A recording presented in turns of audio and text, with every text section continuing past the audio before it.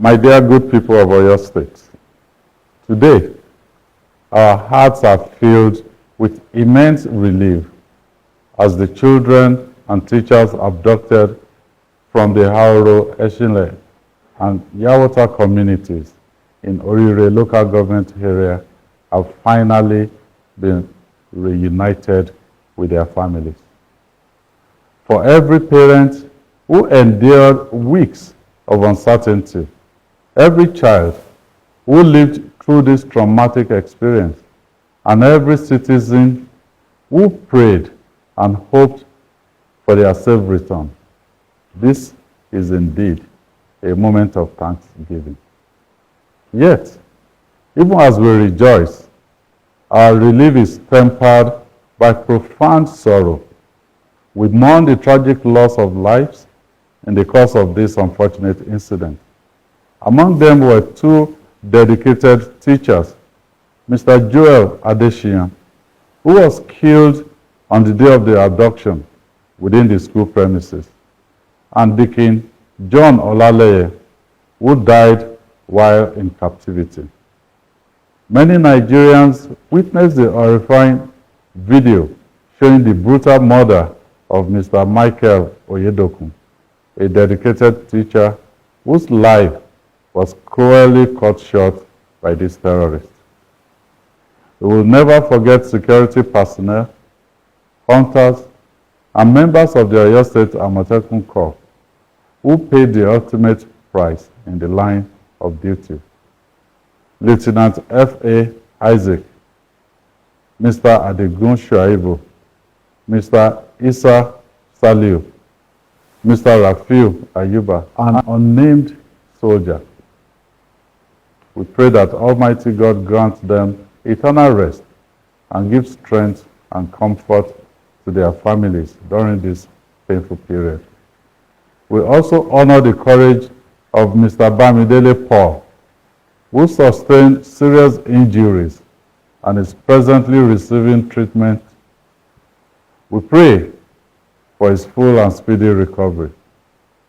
I thank the people of Oyo State for their patience, resilience, and cooperation throughout these difficult weeks, especially those whose daily lives were disrupted by the security measures and curfews that became necessary in the interest of public safety. While we give thanks today, we must also remain vigilant. The threat posed by criminal elements has not disappeared. Experience from other parts of our country has shown that terrorist and bandit groups often seek to strike again where they perceive vulnerability. We must therefore not allow this moment of relief to become a moment of complacency. Security is everyone's responsibility. If you see anything suspicious, report it immediately to the appropriate security agencies. You may also call 615, Oyo State's toll-free emergency line for security and other emergencies.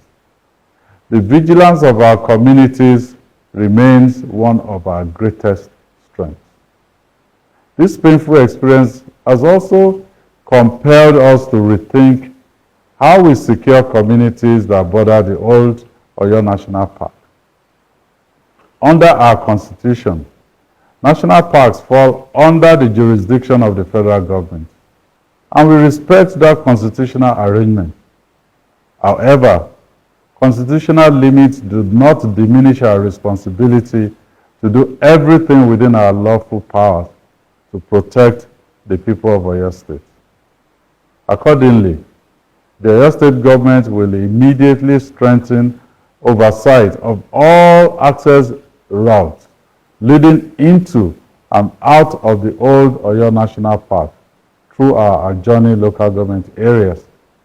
We shall introduce appropriate measures to regulate movement through these corridors, improve community intelligence, strengthen collaboration with local communities and security agencies, and establish clear protocols that make it more difficult for criminal elements to exploit our border communities as safe passage or operational basis.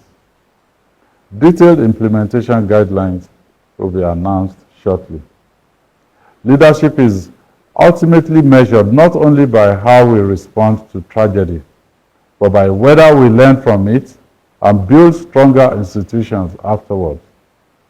That is the commitment we make to the people of Oyo State today.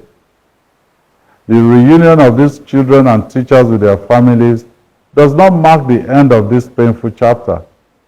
It marks the beginning of another responsibility, our collective responsibility to establish the truth.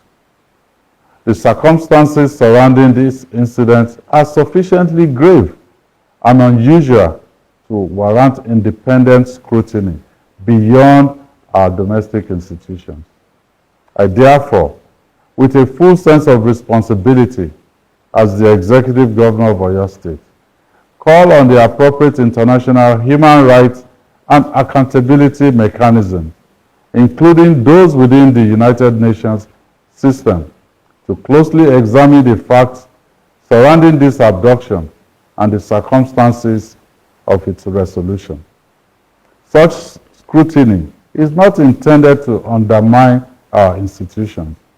Rather, it is intended to reinforce public confidence that the truth will be established and that every person found to bear responsibility, regardless of office, influence, or affiliation, will be held accountable. Under the Constitution of the Federal Republic of Nigeria, the primary responsibility for national security rests with the federal government and the security agencies under its command.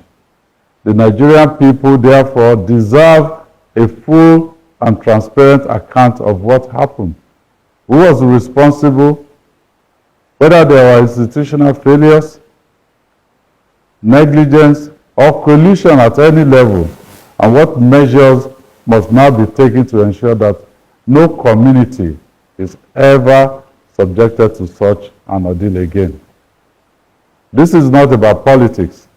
It is about justice for the victims, reassurance for our people, and restoring public confidence that every Nigerian child can go to school without fear. To every parent across Oyo State, let me assure you that your government has heard your fears. We will not relent until every lawful step has been taken to make our schools and communities safer for our children. As the government of Oyo State, we will continue to support every lawful effort that strengthens our security architecture, protects our people, and brings every person responsible for this tragedy to justice. May Almighty God continue to watch over us. God bless Oyo State, and may God bless the Federal Republic of Nigeria.